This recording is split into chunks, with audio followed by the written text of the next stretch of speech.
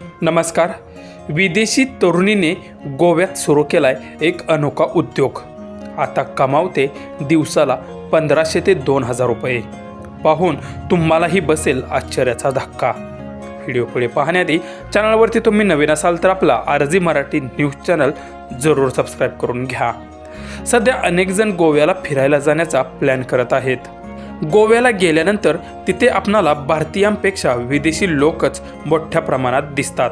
विदेशी लोकांना आपल्या भारतीय संस्कृतीविषयी प्रचंड आकर्षण आहे, हेच यावरून दिसून येतं. या ठिकाणी आल्यानंतर ते विदेशी लोक ऐतिहासिक स्थळांना भेटी देतातच, पण त्याचबरोबर आपल्या संस्कृतीचा देखील अभ्यास करतात.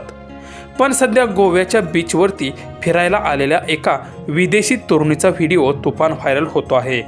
विदेशी लोक दिसले की अतिउत्साही लोक त्यांच्यासोबत सेल्फी घेण्याचा प्रयत्न करत असतात, आणि त्यात जर ती तरुणी असेल तर मग काय बोलूच नका. वेळेप्रसंगी त्या महिलांच्या पाया पडतील, हात जोडतील, पण किमान एक तरी सेल्फी काढल्याशिवाय त्यांना जाऊ देणार नाहीत. अशाच एका सेल्फीसाठी वैतागलेल्या विदेशी तरुणीने वेगळाच फंडा आजमावलेला आहे. लोक सेल्फीसाठी त्रास देत असल्यामुळे वैतागून त्या तरुणीने एका सेल्फीसाठी चक्क 100 रुपये घेऊ लागले आहे. यानंतर ती तरुणी तो 100 रुपयांचा बोर्ड गळ्यात घालूनच ती फिरू लागली आहे.